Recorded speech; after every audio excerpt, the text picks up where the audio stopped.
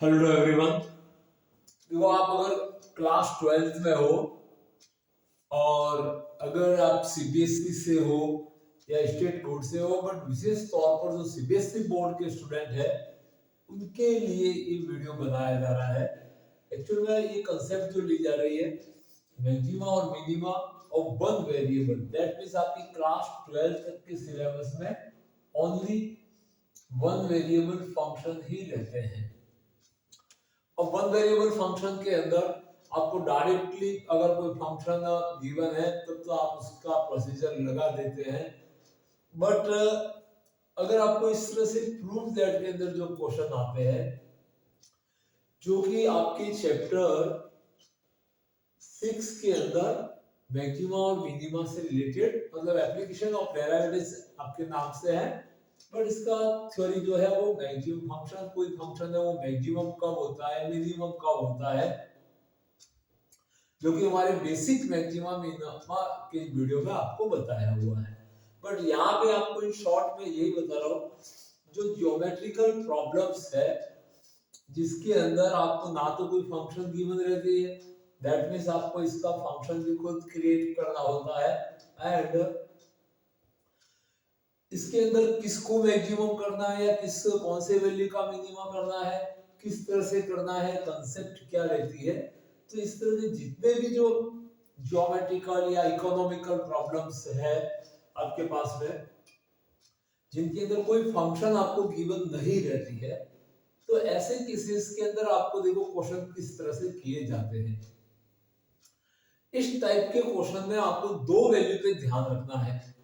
एक तो given condition क्या है, ऑलवेज ये ध्यान रखिए, ये जो वर्ड है जो गिवन है ये आपके लिए एक कांस्टेंट का काम करेगा, दैट मींस इसको आप कांस्टेंट केस समझ के चलना है। That means given fix circle, that means यहाँ पे सर्कल के जो पैरामीटर्स होंगे, सर्कल के अंदर रेडियस एकमात्र पैरामीटर्स होता है, तो सर्कल का जो रेडियस है वो आपको एज ए कांस्टेंट इसके अंदर काम में लेना है। ये आपको ध्यान रखना है गिवन फैक्टर से। उसके बाद रहता है दूसरा कि मैक्सिमाइज या मिनिमाइज किसको करना है, तो एरिया है क्लियर, कौन सा शेप है, तो अपन यहाँ पे देखते हैं कि जो रेक्टेंगल है वो inscribe in a circle given fix circle, that means आपके पास में आपको विद डायग्राम इसका सॉल्यूशन करना है। तो पहले एक फिक्स रेडियस मतलब सर्कल फिक्स पार्ट हो गया, दैट मींस रेडियस को एक कांस्टेंट लेते हुए आपको एक सर्कल क्रिएट करना है। तो मान लीजिए आपने इसका एक ये सर्कल बना दिया जिसका रेडियस r है, वो आपने a एक तरह से ये कांस्टेंट ले लिया। अब ये r इक्वल टू ये कांस्टेंट लिया। अब यहाँ पे कहा जा रहा है कि इसके अंदर एक रेक्टेंगल बनाया जाए, दैट मींस ये रेडियस लेके अगर आप एक रेक्टेंगल बनाते हैं और जिस समय उस रेक्टेंगल का एरिया, दैट मींस आपको रेक्टेंगल एरिया को मैक्सिमाइज करना है, और रेक्टेंगल का एरिया जब अपने मैक्सिमम लेवल पर होता है तो उस समय वो रेक्टेंगल दिया जाता है और वो कौन से शेप में बदल जाता है, स्क्वायर में। दैट मींस आपका जो सर्कल है फिक्स, उसकी रेडियस को a लेना है कांस्टेंट, इसके अंदर एक रेक्टेंगल क्रिएट करना है और रेक्टेंगल के एरिया का जो फॉर्मूला है उसको मैक्सिमाइज करना है, और उसमें साथ में आपको ये भी पढ़ना प्रूव करना है कि जो रेक्टेंगल मैक्सिमम एरिया जब हो जाएगा तो वो रेक्टेंगल ना होके स्क्वायर हो जाएगा, that means length into length equal to breadth आपको प्रूव करना है। इसको आपको आराम से समझना है। तो ऐसे क्वेश्चनों के सॉल्यूशन के लिए आपको किस तरह से काम करना है, तो हम शुरुआत करते हैं। इसका नाम एक दे देते हैं मेथड फर्स्ट। देखो यहाँ पे इसी क्वेश्चन को दो मेथड से दो अलग अलग वीडियो में बताया जा रहा है, तो आपको फर्स्ट मेथड क्या रहेगा और सेकंड मेथड जो आपको अच्छा लगे, अपन इसमें ट्रिग्नोमेट्रिकल मेथड भी बना सकते हैं और एल्जेब्रिकली भी अपन एल्जेब्रिक फंक्शन बना के भी सिंपलीफाई करते हैं। अब थोड़ा समझने की कोशिश करेंगे जो थ्योरिकल प्रॉब्लम्स रहते हैं, अगर कभी एल्जेब्रिक जो फंक्शन आप बनाओगे वो ज्यादा कॉम्प्लिकेटेड बन जाता है, then use the trigonometrical terms so इसका जो फंक्शन बनेगा वो थोड़ा सिंपल बने, जिससे आपको आगे का प्रोसीजर करने में आपको आसानी हो, इजी लगे। तो यहाँ पे सर्कल के अंदर जिसके रेडियस को आपको कांस्टेंट मानना है और इसमें अपन एक रेक्टेंगल क्रिएट करते हैं।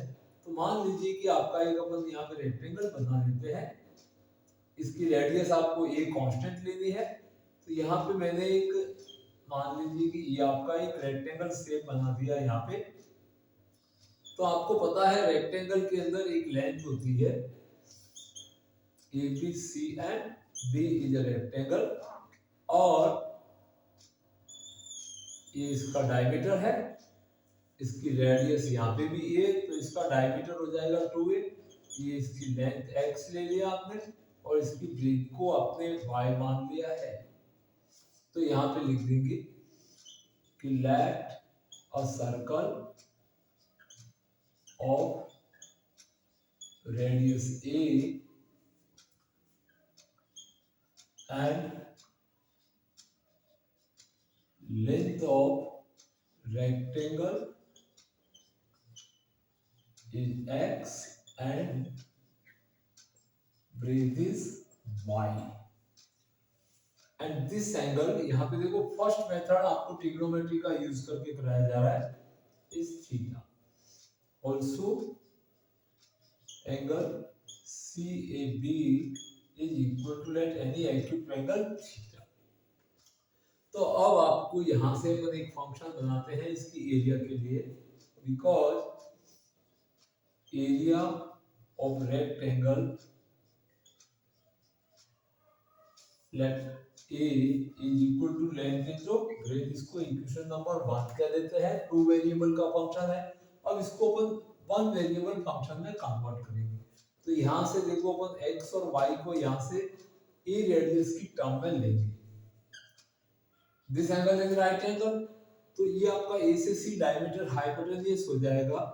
तो यहां से अगर आप इसका कोसाइन लेते हैं, दैट मींस ये पूरा डायमीटर 2a हो गया।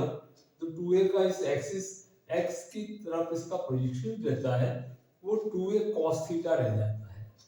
अगर इस तरह से आपको समझ में डायरेक्ट नहीं आए और इसकी परपेंडिकुलर डायरेक्शन में कंपोनेंट्स है, वो 2a sin थीटा रहता है। दैट मींस x और y को अपन थीटा वेरिएबल की फॉर्म में अपन चेंज कर रहे हैं।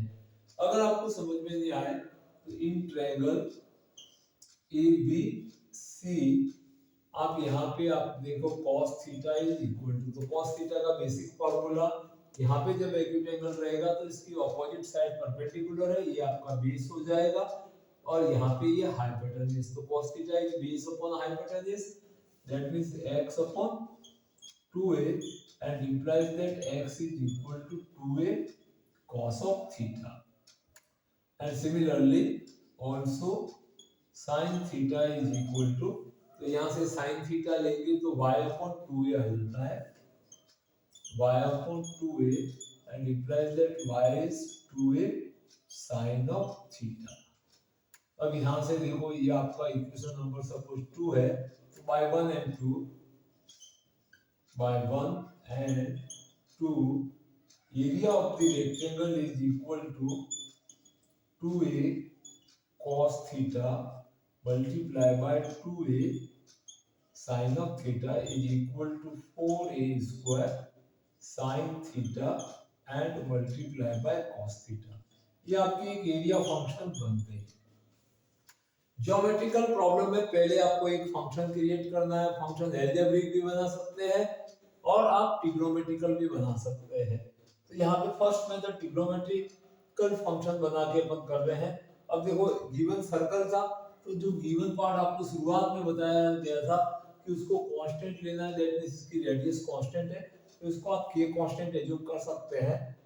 Let 4a square is equal to k when area is equal to k times of sin theta and multiply by cos theta, where इसको equation number 3 मान सकते हैं, where k is equal to 4a square is constant।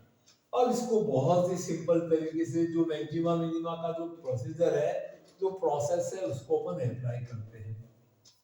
तो यहाँ से देख सकते हैं differentiating equation number 3 with respect to theta, then dA upon d theta, dA upon d theta, इसको थीटा के रेस्पेक्ट आप u डॉट v से डिफरेंशिएट कर सकते हैं, then k into sin theta, और cos को डिफरेंशिएट करेंगे तो यहाँ पे आएगा माइनस का sine, that means minus sine square हो जाएगा, and plus cos theta, u dot v लगाया तो साइन का डिफरेंशिएशन cos होगा तो यहाँ पे cos स्क्वायर थीटा, और अब इसको रखते हैं for stationary point dA upon d theta is equal to 0, then cos square minus sin square theta is equal to 0, और यहाँ से आपके पास में थीटा के दो वैल्यू आएंगे हालांकि, तो थीटा इज इक्वल टू आपका डिफाइंड वैल्यू π/4 आएगा,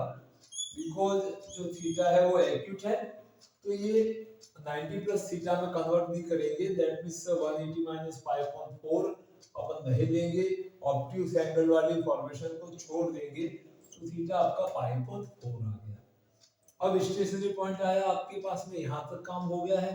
अब आपको इस स्क्वायर का जो एरिया है उसको क्या करना है, मैक्सिमाइज करना है, दैट मींस यहाँ से इसको सेकंड डिफरेंशिएशन करेंगे तो दूसरी बार, और फिर उसके अंदर थीटा का वैल्यू π/4 रखेंगे और d2 का साइन लिखेंगे। तो आपको पता है जब सेकंड डेरिवेटिव नेगेटिव होता है तो फंक्शन अपने मैक्सिमम लेवल पे होता है, और पॉजिटिव होने पर मिनिमम लेवल पे होता है। तो अपन आगे बढ़ते हैं, थीटा इक्वल टू π/4 आ गया है, तो यहाँ से अपन इसका सेकंड डेरिवेटिव वैल्यू फाइंड करते हैं,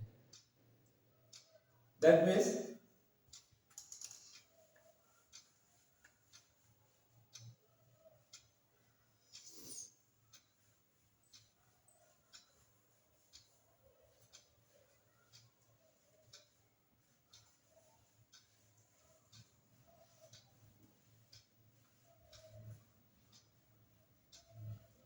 तो अब देखिए आगे क्या होता है।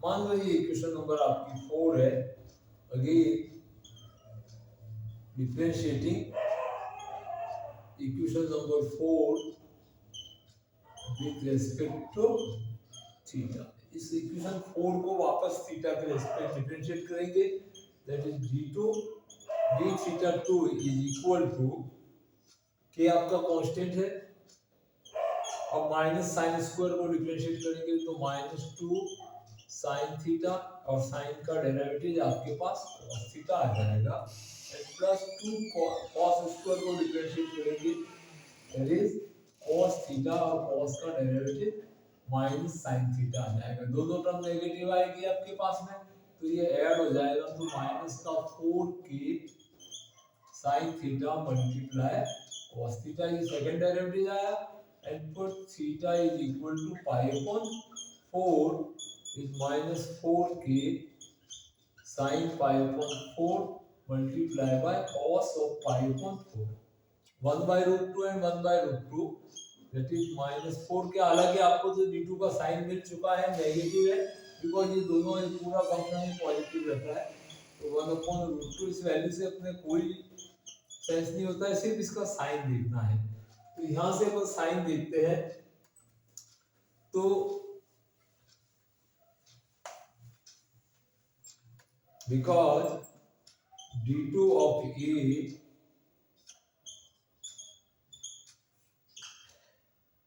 एक कैसा आया है आपके पास, नेगेटिव आया है, that is less than 0, negative value है, implies that area is maximum at theta is equal to π/4। तो आपने एरिया को तो मैक्सिमाइज कर दिया है, अपने को मैक्सिमम एरिया भी पूछा था, एरिया मैक्सिमाइज हो चुका है, second derivative at π/4 is negative, so the area is maximum. अब अपने को जो मैक्सिमम एरिया के समय जो रेक्टेंगल था उसको स्क्वायर प्रूव करना है, तो थीटा का जिस वैल्यू पे ये मैक्सिमम एरिया बन रहा है उस पे इसकी लेंथ और ब्रेड्थ का वैल्यू फाइंड करके देख लेते हैं। अगर दोनों सेम आती है, इक्वल आती है, दैट मींस वो रेक्टेंगल नहीं होगा, स्क्वायर प्रूव हो जाता है। तो अपन x और y फाइंड करते हैं। तो इसके आगे अपन इसको करते हैं इसी को। तो देखो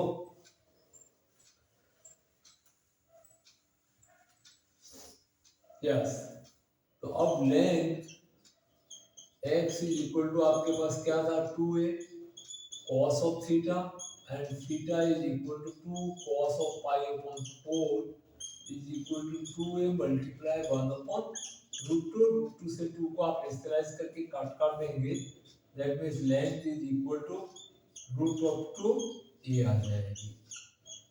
a इसकी लेंथ आ गई एंड वेट जो है वो 2a साइन ऑफ थीटा है, तो इसमें भी साइन और थीटा की वैल्यू आप पाई अपॉन 4 रख देंगे, that means 2a upon 1 upon root 2 is equal to root 2 a। अगर इसको आप इक्वेशन नंबर 5 एंड 6 करते हैं तो by 5 and 6 x equal to y, that means आपका जो लेंथ है वो उसकी ब्रेथ के इक्वल हो गया। तो फिर आपका जो रेक्टेंगल है वो रेक्टेंगल नहीं, उसका नाम क्या हो गया, स्क्वायर हो गया। तो यहाँ पे लिख देंगे hence ABCD is a square when area is maximum। तो ये इस तरह के सॉल्यूशन दिए जाते हैं।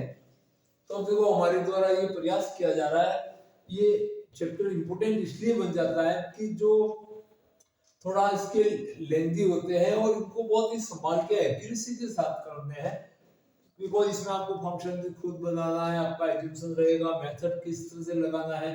हो सकता है आपने अभी तक एल्जेब्रिक फॉर्म में ही इन क्वेश्चनों को, थ्योरेटिकल क्वेश्चनों को सिंप्लीफाई किया हो, तो ध्यान रहे इनको आप ट्रिग्नोमेट्री की हेल्प से भी सॉल्व कर सकते हैं। और कई क्वेश्चनों में आपको ट्रिग्नोमेट्रिकल सॉल्यूशन से बेनिफिट होगा, आपको आसानी से वो डेरिवेटिव निकल जाएंगे। एल्जेब्रिक फॉर्म में कई बार कॉम्प्लिकेटेड फंक्शन बन जाते हैं, तो उससे बचने के लिए अपना साफ सुथरा एक्यूरेट सॉल्यूशन देने के लिए अपन ट्रिग्नोमेट्री में कन्वर्ट करते हैं, जिससे अपना मार्क्स है वो आपको अच्छे मिले और कुछ सीखने को भी मिले कि हाँ अल्टरनेट मेथड भी इसमें पॉसिबल होते हैं। तो इस तरह से आपको अभी समय को देखते हुए 12th का कंप्लीट सिलेबस तो नहीं दिया जाएगा, बट हमारे चैनल पर जो बहुत ही इंपॉर्टेंट और जो कॉम्प्लिकेटेड पार्ट है जो आपकी क्लास 12th का, उनको जरूर आपको YouTube पे हमारे चैनल पर पढ़ने को मिलेगा। तो अगर हमारा प्रयास सार्थक लगे, जो कि आपके मार्क्स के लिए, आपके रिजल्ट के लिए, आपके नॉलेज के लिए दिया जा रहा है, तो चैनल को अभी तक सब्सक्राइब नहीं किया तो पहले सब्सक्राइब कर दीजिए और अपने फ्रेंड्स में शेयर कीजिए। Thank you.